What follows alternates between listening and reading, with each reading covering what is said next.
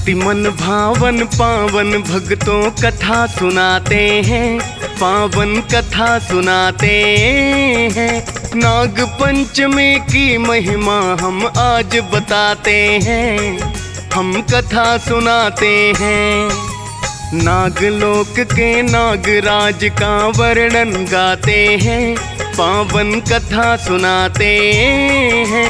नाग पंचमी की महिमा हम आज बताते हैं, हम कथा सुनाते हैं।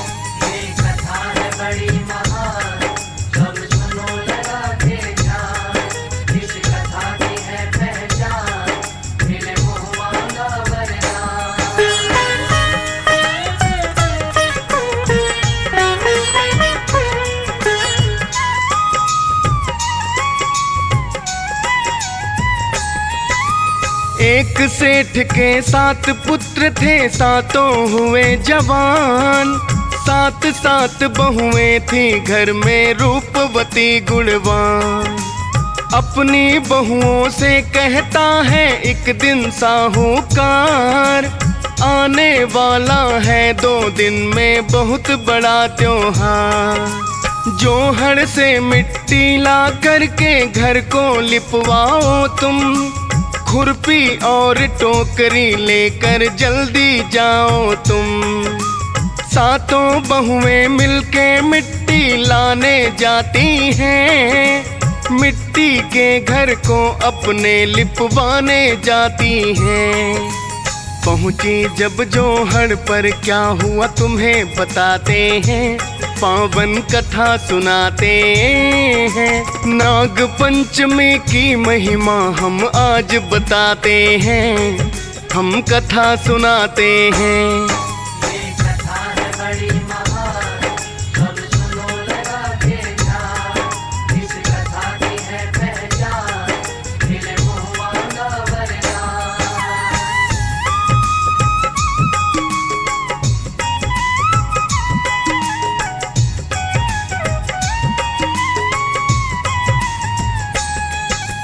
लगी खोदने मिट्टी को जोहड़ में एक ही साथ, निकल के आया वहाँ कहीं से बड़ा भयानक सांप। जेठानी उसको मारने को तो आगे बढ़ती है, छोटी बहू तो रोक जेठानी उससे कहती है, इसे न मारो जेठानी रानी, सर पर ना लो पाप, प्राण न लो तुम इसको दे दो, जाने भी दो आप। चिढ़ के बोली जेठानी उससे लड़ने को तैयार, क्या लगता है नाग ये काला तेरा रिश्तेदार।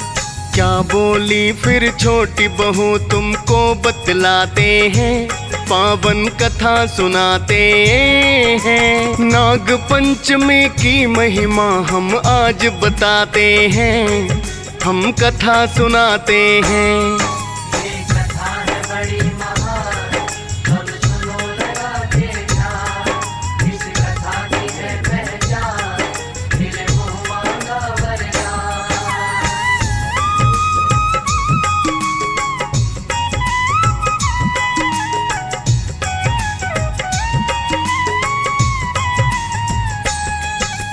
धर्म का भाई अपना इसको आज बनाती हूँ, बहन का धर्म निभाऊंगी मैं कसम ये खाती हूँ।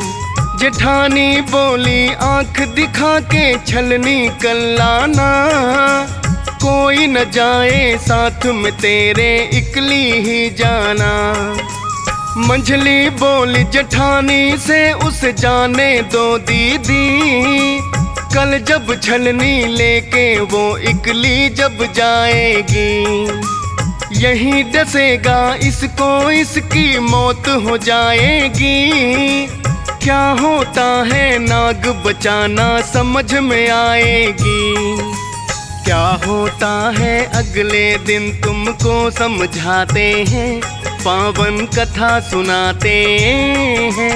नाग पंचमी की महिमा हम आज बताते हैं, हम कथा सुनाते हैं। ये कथा है बड़ी महा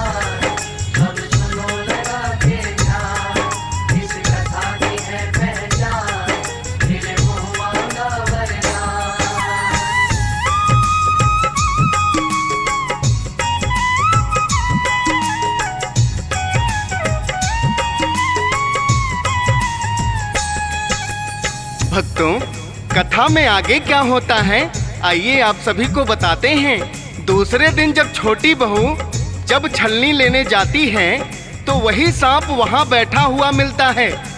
छोटी बहू को देख के फुफकार मारता है। वो बोली, भाई साहब राम राम। राम राम सुन के सांप कहता है, मैं तुझे डसने ही वाला था लेकिन तूने राम राम कर ली।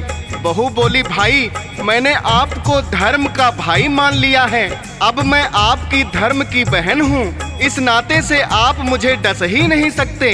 बहू छलनी लेकर आगे चली जाती है। आइए कथा में आगे क्या होता है आप सभी को बताते हैं। उसको जिंदा देख के बहुएं होती हैं हैरान, सांप ने इसको डसा नहीं, क्यों बच गए इसके प्राण। कैसे जिंदा बच के आ गई होता नहीं यकीन, छोटी बहू को जिंदा देख के हो गए सब गमगीन।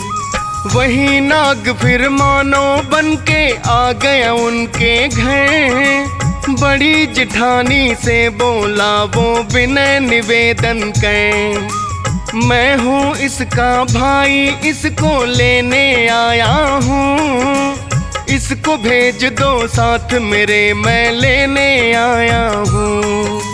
भाई बहन दोनों ही फिर वहाँ से आ जाते हैं, पावन कथा सुनाते हैं। नाग पंचमी की महिमा हम आज बताते हैं, हम कथा सुनाते हैं। ये कथा है बड़ी महान, सब सुनो लगा के ध्यान, इस कथा की है पहचान, मिले मुँह मांगा वरदान।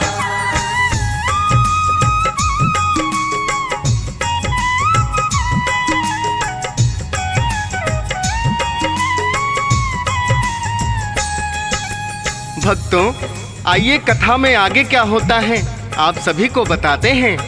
वो अपने धर्म का भाई के साथ अपने पीहर पहुंचती है तो नाग की माँ उसकी बहुत सेवा करती है, हर तरह से उसका ख्याल रखती है। नाग भी अपनी धर्म बहन का ख्याल रखता है।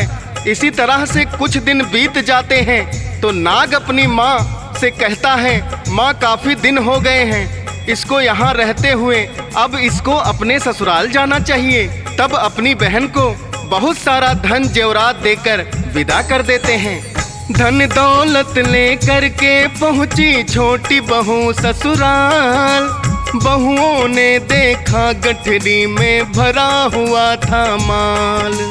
चिढ़ के बोली, बड़ी जेठानी आई है महारानी, कोई लाओ खाट बिछाओ, कोई लाओ पानी। व्यंग बाण से छोटी बहू का दिया कलेजा चीर, छोटी बहू की आंखों से झट बहने लगा है नीर। जेठानी बोली, छोटी बहू से चलेगा तेरा राज, सोने की झाड़ू भाई से मंगवा ले तू आज। नाग पंचमी के नाग क्यों पूजे जाते हैं, पावन कथा सुनाते हैं। नाग पंचमी की महिमा हम आज बताते हैं, हम कथा सुनाते हैं।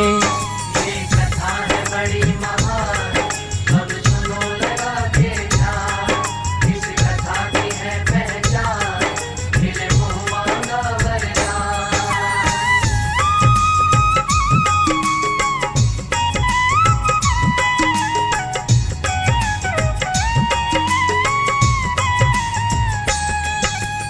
भक्तों, कथा में आगे क्या होता है आइए आप सभी को बताते हैं। छोटी बहू का भाई मानव रूप में घर के बाहर खड़ा था, सारी बातें सुन लेता है। जाके अपनी माँ से कहता है, माँ मेरी बहन को उसकी जेठानी ताने मार रही थी कि तू तो महारानी बन गई है, अपने भाई से सोने की झाड़ू मंगवा ले। माँ मैं अपनी